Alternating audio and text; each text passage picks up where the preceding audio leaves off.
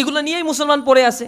কবি নজরুল খুব আক্ষেপ করে বলেছিল যে বিশ্ব যখন এগিয়ে চলছে আমরা তখন পিছে, নারী তালাকের ফতোয়া খুঁজছি কোরআন হাদিস তো সে, নারী তালাক কোথায় হয়, কয় তালাকে এবার ঘর সংসার ভাঙবে, কোনটা আবার জোড়া দেয়া যায়, এইগুলার ফতোয়া খুঁজতে খুঁজতে আলেম ওলামাদের জীবন শেষ।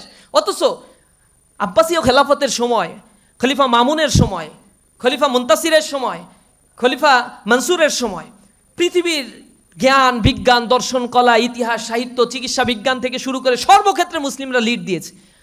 অষ্টম শতকের ইতিহাস আপনারা পড়ে দেখেন, সেখানে দারুল হিকমা মুসলমানরা তৈরি করেছিল। দারুল হিকমা কি বর্তমানের অক্সফোর্ড বিশ্ববিদ্যালয়ের কনসেপ্টের চাইতো ফ্লারিশ একটা কনসেপ্ট ছিল, এবং এই কনসেপ্টটাকে ধ্বংস করে দেওয়া হয়েছিল হালাকু খান চেঙ্গিস খান যখন বাগদাদ দখল করেছিল। তারা এই দারুল হিকমাকে জ্বালিয়ে পুড়িয়ে ধ্বংস করে দেওয়া হয়েছিল। কর্ডোবা নগরী ক্রুসেডাররা ধ্বংস করে দিয়েছিল, মুসলমানদের অস্তিত্ব ধ্বংস করতে চেয়েছিল। অথচ দারুল হিকমায় যদি কেউ জ্ঞান বিজ্ঞানের চর্চা করতে যেত তাহলে তাকে এত বেশি সম্মানিত করা হতো, বর্তমান সময়ের পৃথিবীর কোথাও এত স্কলারশিপ দেওয়া হয় না।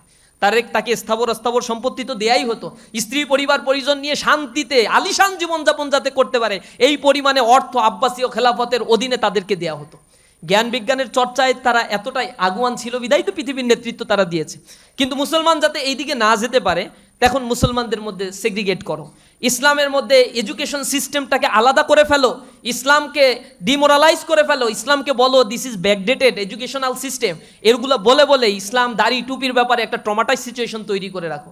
This is the part of conspiracy. এই কনস্পাইরেসিটা দীর্ঘদিন ধরে চলে আসছে। এর এগেইনস্টে যদি আমরা এখন দাঁড়াতে না পারি, বোধ শক্তি যদি না হয়, আর নিজেরা যদি কোনো কিছু নিয়ে এরকম মারামারি করতে থাকি, পরিবর্তন হবে না। ডেমোক্রেসি কোনো মতবাদ না, মাথায় রাখবেন। এইটা মতবাদ হলে তার একটা শেপ থাকবে। জায়নিজম যে দেশে রয়েছে ইসরায়েলে, তারা পৃথিবীতে তাদেরও নির্বাচন হয়, কিন্তু তারা জায়নিজম প্রতিষ্ঠা করতে চায়, ডেমোক্রেসি না। পার্শ্ববর্তী রামরাজ্য যারা প্রতিষ্ঠা করতে চায় ভারতে, তারা ডেমোক্রেসি না রামরাজ্য প্রতিষ্ঠা করতে চায়। এখানে আছে বিধানসভা লোকসভা, এরপরে প্রেসিডেন্সিয়াল গভর্নমেন্ট ফরমেশন আছে কোথাও কোথাও। আমেরিকার ডেমোক্রেটিক সিস্টেম আর এক রকম। পৃথিবীতে তো এক এক ধরনের সিস্টেম রয়েছে।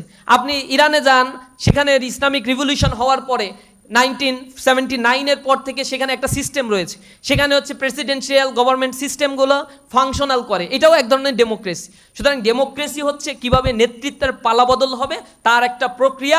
এই প্রক্রিয়া এক এক সময় এক এক ধরনের হতে পারে। যেহেতু ইসলামে নির্বাচনের কোনো সুনির্দিষ্ট পন্থা বা প্রক্রিয়া নাই, এ কারণে শিরকিয়াতের সাথে সামঞ্জস্যপূর্ণ নয় এরকম যে কোনো প্রক্রিয়ায় ক্ষমতা হস্তান্তরের বিধান রয়েছে। এ ব্যাপারে আরও বিস্তারিত আপনাদের নিয়ে একটা সেমিনার করতে পারলে ভালো হতো, কারণ এগুলো রাষ্ট্রীয় কাঠামো কিভাবে পরিচালিত হয়, ইসলামিক রাষ্ট্রের সিস্টেমগুলো কি, সেই জিনিসগুলো আমাদেরকে একটু জানলে আমরা আরও ভালোভাবে বুঝতে পারবো। পৃথিবীতে এ নিয়ে ইসলামিক স্কলাররা অলরেডি হাজার হাজার বই, লক্ষ লক্ষ বই লিখে ফেলছে। এগুলো নিয়ে ডিবেট থাকার কথা না, কিন্তু ইন্টেনশনালি এই কথাগুলো কারা বলে? এক্সট্রিমিস্ট কিছু গ্রুপ আছে যারা নিজেদের পরিচয় দেয় না, আমরা আল কায়দা, আমরা আনসার আল ইসলাম, আমরা আইএস, এই পরিচয় তারা দেয় না, শুধুমাত্র সংশয় সৃষ্টি করতে চায়। সংশয় সৃষ্টিটা হচ্ছে ডেমোক্রেসি খারাপ, এই খারাপ সেই খারাপ, what's the solution, what's the ultimate solution. তখন তারা বলে না, তাদের কাছে সলিউশন হচ্ছে অস্ত্র নাও, যুদ্ধ করো, বিজয় অর্জন হবে। তো পৃথিবীতে সব অস্ত্র নিয়ে তো বিজয় হয় না। বাংলাদেশের এই যে গভর্নমেন্ট ফরমেশন হইল, এক গভর্নমেন্ট বিশাল প্রতাপশালী একটা মাফিয়া বিদায় নিল, সেটা কি অস্ত্রের এগেইনস্টে অস্ত্র দিয়ে? নো, পিপলের পারসেপশনের মাধ্যমে। নেপালে বিজয় পরিবর্তন হয়েছে, শ্রীলঙ্কায় পরিবর্তন হয়েছে, এগুলো তো রিসেন্ট নিকট অতীতের ইতিহাস। এরপরে যখন ইসলামিক রিভলিউশন হলো, শিয়া সুন্নির মতবাদের কথা আমি বলছি না, ইরানে তখন হয়েছিল মানুষ নেমে গিয়েছিল, অস্ত্রের এগেইনস্টে দাঁড়িয়ে গিয়েছিল, ক্ষমতা পারসেপশন পরিবর্তন হয়েছে। সুতরাং যারা বলে অস্ত্রই একমাত্র সমাধান, তারা রাসূলের জীবনী এবং সিস্টেমগুলো আসলে ঠিকঠাক মতো ফলো করতে পারছে না। এটা আমাদের মানহাজ হচ্ছে এমন যে আমরা মানুষের কাছে ইসলামের দাওয়াত পৌঁছে দিব, whether they receive or they reject. এটা হচ্ছে তারা রিসিভ করতে পারে, রিজেক্ট করতে পারে। অধিকাংশ মানুষ রিজেক্ট করলে আমরা নাই, অধিকাংশ মানুষ আমাদের আইডিওলজি অ্যাকসেপ্ট করলে অবশ্যই সেই জীবন বিধান সে মেনে চলবে। আপনি দেখেন মক্কায় রাসূল করিম সাল্লাল্লাহু আলাইহি সাল্লাম ইসলাম কায়েম করতে পারেন নাই কেন? মক্কায় তো আবু বকর রাদিয়াল্লাহু তাআলা আনহু ছিল, ওমর রাদিয়াল্লাহু তাআলা আনহু ছিল, ওসমান ছিল, আলী রাদিয়াল্লাহু তাআলা আনহু ছিল না? এরা তো পরিবর্তিত খলিফা হয়েছে।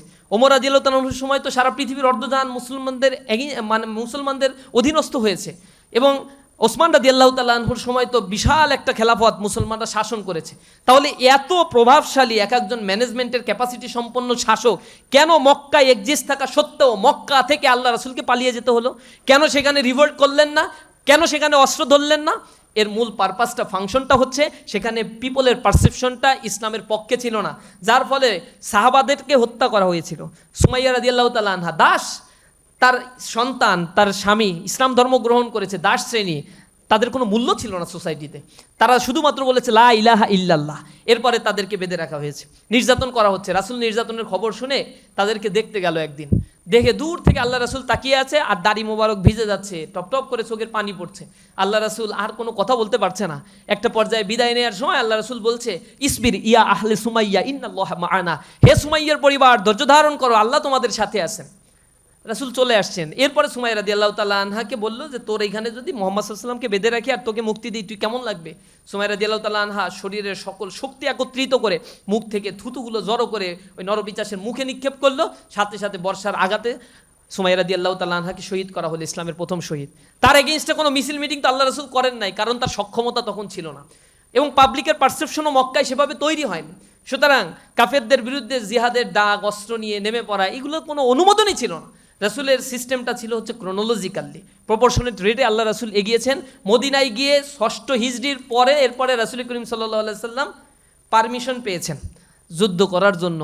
যখন মদিনা রাষ্ট্র তৈরি হয়েছে, রাষ্ট্রের বিরুদ্ধে যুদ্ধ করবে, রাষ্ট্রের এগেইনস্টে গিয়ে পলিসি মেকিং করবে, কিন্তু আমি কার বিরুদ্ধে যুদ্ধ করব? যারা এই ডেমোক্রেসির কথা বলে তারা কোনো সলিউশন দেয় না, আলটিমেট তাদের কথাটা হচ্ছে অস্ত্র নিয়ে নামতে হবে, আমরা এই মানহাজে বিশ্বাস করি না।